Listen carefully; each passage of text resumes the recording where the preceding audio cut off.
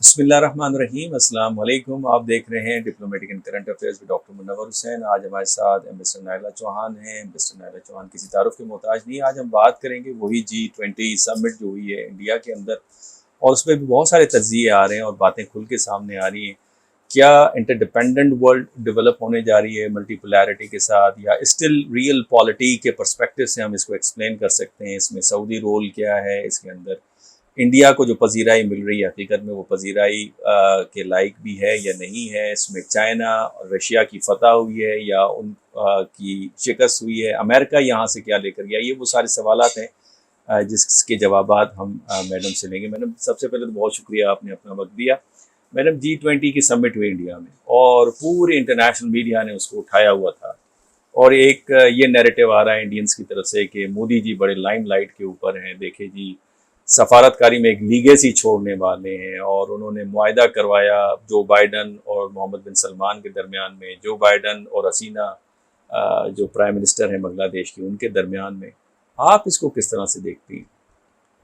دیکھیے، Indians are very good at building narratives.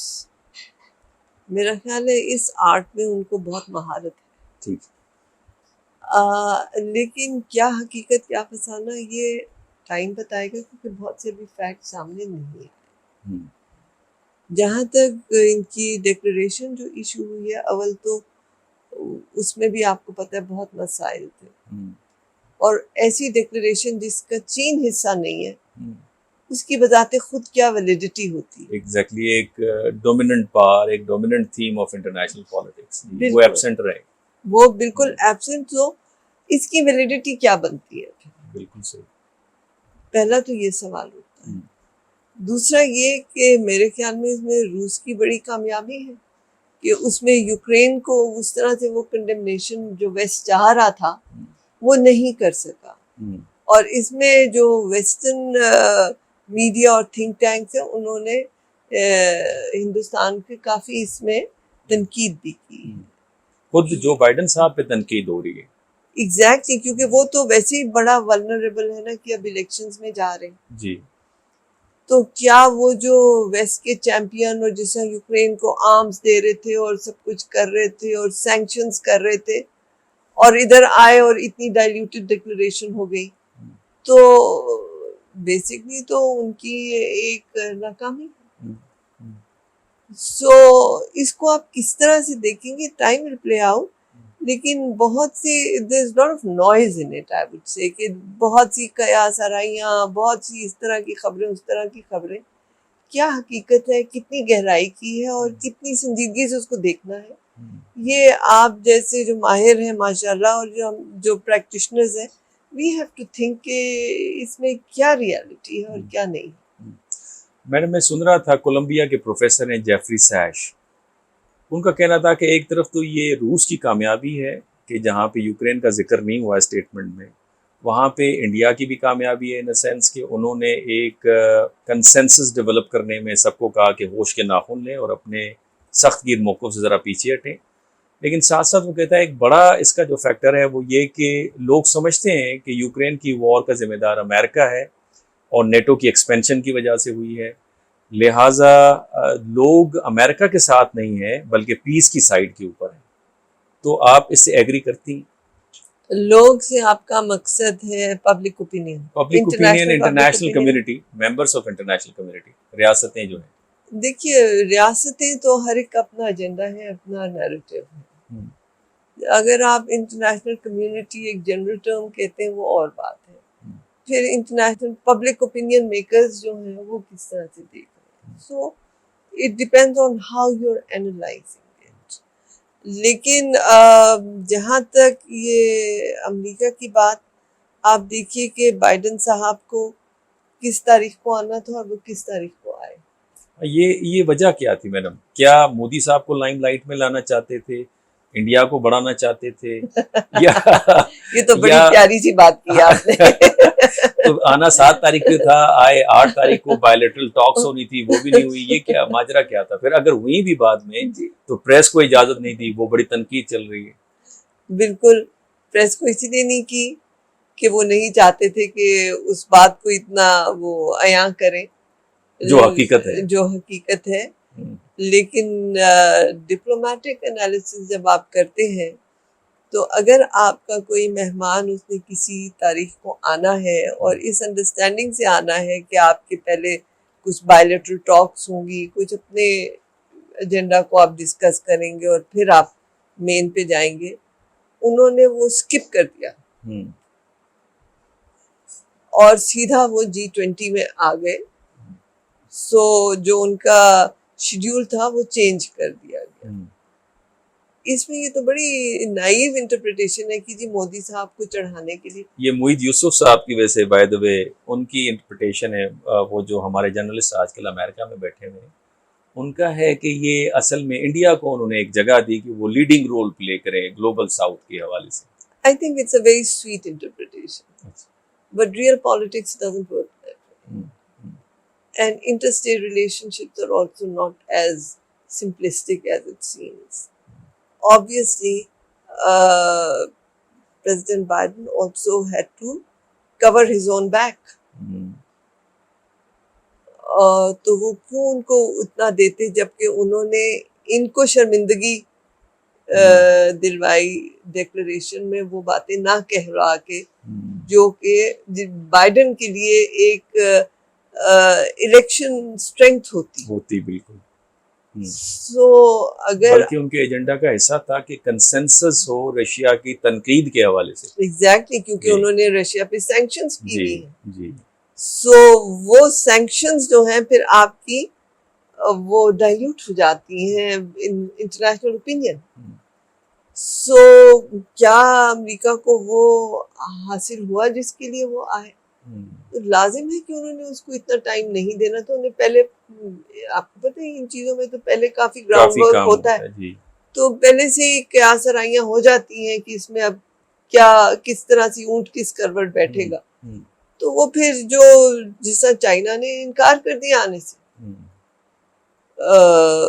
On basis of principles, اور انہوں نے واضح طور پہ کر دیا. تو آپ دیکھیے کہ چائنا کی ایبسنس میں کیا کوئی بھی گلوبل ساؤتھ کی لیڈری کو کلیم کر سکتا ہے؟ یہ بڑا آپ نے امپورٹنٹ پوائنٹ میں نے بتایا.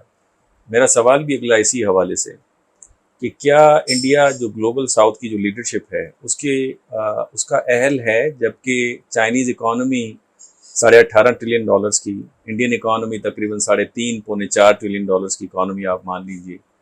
فرید زکریا کا آرگومنٹ بھی یہی ہے کہ اگلے 30 سے 35 سال انڈیا اکانومی میں چائنا کے قریب تر نہیں آ سکتا. پھر اگر آپ یہ کنیکٹیوٹی کی بات کرتے ہیں تو سی پیک اور بی آر آئی کا تو انفراسٹرکچر موجود ہے, ریل روڈس ہوں, ڈیمز کا انفراسٹرکچر ہو, پورٹس ہوں, ایئرپورٹ ہو, اچھی خاصی اکیلی انویسٹمنٹ ہے. یہاں تو صرف باتیں وہ ایک G7 نے میں نے وہ بتایا تھا بیٹر ورلڈ کے بارے میں, belt and for better world, $40 billion شاید انہوں نے, ایک BBB1, پھر وہ BBIN+ کی بات ہوئی, اب یہ تیسری بات. تو کیا صرف باتیں چلتی رہیں گی یا کوئی عملی وہ بھی نظر آئے گا؟ دیکھیے باتیں اپنی جگہ چلتی رہیں گی اور عمل اپنی طرف چلتے رہیں گے. یعنی باتوں سے تو کاؤنٹر نہیں کر سکتے نا چائنا کو آپ. ایگزیکٹلی. آپ دیکھیے نا کہ اگر آپ نے جو ذکر کیا, آپ پہلے دیکھیے TPP تھا, ٹرانس پیسیفک پارٹنرشپ, جی, اس کو ٹرمپ گورنمنٹ نے جو ہے وہ نلیفائی کر دیا. پھر ان کو احساس ہوا کہ یہ تو ان کے حق میں تھا, پھر اس کو انہوں نے بڑا کرنے کی کیا, وہ بھی بات کچھ چلی نہیں. پھر انہوں نے یہ BBI کاؤنٹر کیا BRI کا, اور اس کو اسی طرح سے بیٹر ورلڈ کانسیپٹ میں لانے کی ٹو کریٹ دیٹ امیج کہ they are for the better world. But actual implementation میں کدھر ہے BBI؟ کچھ بھی نہیں. ایگزیکٹلی. لیکن BRI تو چل رہا ہے, پروجیکٹس چل رہے ہیں, امپلیمنٹ ہو رہے ہیں. CPEC کے حوالے سے ہم 10ویں اس کی اینیورسری منا چکے ہیں. کتنے اس کے پروجیکٹ جو ہیں وہ امپلیمنٹ ہو چکے ہیں, کتنے پائپ لائن میں ہیں, اور کتنے جو ہیں وہ ان کے ڈسکشن جاری ہے. سو یہ ایک ریالٹی ہے اور یہ ایک فسانہ ہے. فسانہ ورسز ریئلٹی, اس پہ تو ناول بھی لکھا جا سکتا ہے. اچھا مطلب یہ مجھے کائنڈلی تھوڑا سا گائیڈ بھی کیجیے گا، چونکہ اب یہ جو کچھ بھی سچویشن ڈیولپ ہو چکی ہے، چلیں میڈیا کی حد تک ہی صحیح، حالانکہ ویسٹ لے کر کچھ نہیں گیا لیکن پھر بھی تعریفوں کی پل باندھتا رہا کہ بڑی ہسٹوریکل ڈیولپمنٹ ہے جناب، دیکھیں ہم نے کنیکٹیوٹی کا ہسٹوریکل ایک وہ سائن کر دیا ہے معاہدہ، جس کے اندر سعودی عرب بھی شامل ہے۔ یہ سعودی عرب کا رول کیا ہے؟ سعودی عرب BRI کے اندر بھی ہے، $10 بلین کی انویسٹمنٹ پاکستان گوادر میں بھی ہو رہی ہے، $12 بلین کی، جو وہ آرامکو کا وہ لگ رہا ہے ریفائنری، پھر وہ چین کے اندر بھی $10 بلین کی انویسٹمنٹ کر چکا ہے، اور پھر اس کے بعد یہاں پہ بھی سر فہرست اسٹیج کے اوپر بیٹھے ہوئے تھے محمد بن سلمان۔ کیسے دیکھتی ہیں آپ؟ دیکھیے محمد بن سلمان جو ہے ہی از اے ینگ ڈائنامک لیڈر، ان کی اپنی ایک ویژن ہے for Saudi Arabia, I think they call it Vision 2030. 2030 yes. So he is working on the Vision 2030. He is redefining the Saudi role in the world. So وہ اپنے ایجنڈے پہ ہیں، وہ کسی اور کے ایجنڈے پہ نہیں ہیں۔ Gone are the days جب Saudis were totally in American dependence on all those things. اب ان کا چین جانا، ان کا یوکرین میں جو رول رہا، انہوں نے جس طرح آئل کو جیسے یوز کیا جا رہا تھا پہلے، اس کو انہوں نے روکا اور سعودی انٹرسٹ کو پروموٹ کیا۔ سو انٹرسٹ کی بات کر رہی ہیں، وہ ڈائیورسیفائی کر رہے ہیں اپنی اکانومی کو، کیا یعنی؟ بالکل ڈائیورسیفائی کر رہے ہیں پرنس سلمان، اپنی اکانومی کو ڈائیورسیفائی کر رہے ہیں۔ اس پہ ہماری پہلے بھی گفتگو جی، آئل ڈیپینڈنسی سے ہٹ کے ذرا دوسری شعبوں کے اندر، دوسرے شعبوں میں جا رہے ہیں۔ لیکن یہ ایک میمورینڈم آف انڈرسٹینڈنگ ہے۔ Memorandum of understanding is not really a very binding document, it is just an understanding کہ جیسے میں آپ کو کہوں کہ ڈاکٹر منور آپ میرے گھر پلیز تشریف لائیے تو ہم مل کے جو ہے یہ پینٹنگ کریں گے، تو آپ کہیں گے جی ضرور میں اپنے پینٹس لے آؤں گا اور ہم مل کے کریں گے۔ ایک سوچ ایک خیال ہے، دونوں ایگری کرتے ہیں، لیکن کیا آپ میرے گھر آ سکیں گے؟ کیا آپ کو پینٹنگ آتی ہے؟ کیا آپ وہ پینٹ کر سکیں گے؟ دیٹس ٹو بی ڈسکس، ٹھیک ہے؟ سو صرف ہماری بات کہہ دینے سے پینٹنگ تیار نہیں ہوگی، پینٹنگ جب تیار ہوگی تو ہوگی۔ لیکن اگر آپ یہ جو کہہ رہے ہیں کوئی ایسی نئی بات نہیں ہو رہی، بیکاز آپ پہلے سے یورپ، مڈل ایسٹ، انڈیا کیبل کی بات کر رہے تھے، EMIC، جس میں 46 کنٹریز شامل ہیں، جس میں چائنا بھی شامل ہے، پہلے سے شامل ہے، اور چائنیز کمپنیز اس میں انویسٹ کر رہی ہیں، امریکن کمپنیز اس میں نہیں ہے، اس میں چائنیز کمپنیز ہیں۔ سو وہ جو امپریشن دیا جا رہا ہے، پروبیبلی جب کچھ زیادہ نہ ہو تو پھر آپ پلیٹ کو زیادہ سجا لیتے ہیں کہ لگے کھانا بھرا ہوا ہے، تو آپ ذرا ٹماٹر سجا لیتے ہیں، لیکن اصلی گوشت کچھ نہیں ہوتا اس میں۔ یہ تو بالکل آپ نے بڑی خوبصورت بات کہی۔ اگر اس کو ایکیڈیمیکلی میں کہوں تو وہ یہ کہ ڈیسیژن میکنگ انوائرمنٹ کچھ اور ہوتی ہے، آپریشنل انوائرمنٹ کچھ اور ہوتی ہے۔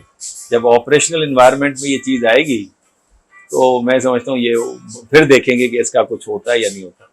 پاکستان کے لیے کیا آپشنس ہیں؟ میڈم دیکھیے پاکستان معذرت کے ساتھ جو فارن آفس نے کہا نا کہ ہم بھی ممبرشپ کے لیے ہم نے اپلائی کیا ہوا ہے، ڈفرینٹ اسٹیجز سے گزر رہے ہیں ہم اس کی G20 کی ممبرشپ کے حوالے سے، آپشنس کیا ہیں ہمارے پاس؟ دیکھیے آپ ایک بات جو ہے نا وہ ہم پاکستانیوں کو سمجھ لینی چاہیے کہ جب تک آپ کا گھر ان آرڈر نہیں ہوگا، جب تک آپ کی اقتصادی حالات بہتر نہیں ہو، جب تک آپ کی سیاسی اسٹیبلٹی نہیں آئے گی، آپ کوئی زیادہ کر نہیں سکتے۔ جیسے پطرس بخاری نے کہا تھا نا، no diplomat is greater than his country. So you might have the best foreign service in the world, which you have. Exactly. But how far can a diplomat take it? آپ کو اپنے گھر کو آرڈر میں لانا ہے۔ آپ کا foreign policy extension of your domestic policies. So سب سے پہلے تو میرا خیال ہے پاکستان کو اپنے گھر کو آرڈر میں لانا ہے۔ جب آپ کی وہ قوت بن جائے گی، ساری دنیا خود آپ کے پاس آئے گی۔ بالکل صحیح تو کہا. ہمیں یہ غم نہیں لگانا کہ انڈیا ہمیں آئسولیٹ کر رہا ہے یا فلانا آئسولیٹ کر رہا ہے یا فلانا. کوئی آپ کو آئسولیٹ کر ہی نہیں سکتا کیونکہ آپ ایک بہت اہم ملک ہیں دنیا کے نقشے پہ, اور آپ کا بڑا اہم رول رہا ہے تاریخی, کوئی نئی بات نہیں ہے. اور آپ ابھی بھی بڑے امپورٹنٹ رول پلے کر رہے ہیں, چاہے وہ کلائمیٹ ڈسکشن پہ ہو رہا ہے, چاہے وہ آپ کا جو ہے یو این میں ہو رہا ہے, چاہے آپ کا ہیومن رائٹس کاؤنسل میں ہو رہا ہے, چاہے آپ کا ایس سی او میں ہو رہا ہے. مطلب ہر لیول پہ, انٹرنیشنل ریجنل لیول پہ آپ کا ایک بہت اہم رول ہے, تھا اور رہے گا. لیکن اس رول کو آپ کو فردر فورٹیفائی کرنے کے لیے سب سے پہلے اپنے گھر کو ٹھیک کرنا ہے.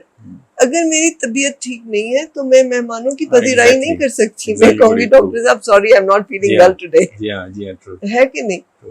تو اسی طرح when you are well yourself, everybody will come and meet you. یعنی میڈم آپ کا کہنا ہے کہ ہم اپنے پہلے اکنامک جو اسٹیبلٹی ہے اس کو لائیں, پولیٹیکل اسٹیبلٹی لائیں. ریفارمز کے لیے میں اکثر کہتا ہوں کہ جب تک آپ ایجوکیشن پہ انویسٹ نہیں کریں گے 2% جی ڈی پی کے ساتھ تو یہ نہیں ہونے لگا. نہیں, اگر مسٹر بینگا وہاں پہ اسٹیج کے اوپر کھڑے تھے, انڈین جو ورلڈ بینک کو لیڈ کر رہے ہیں, وہ it is because of the education.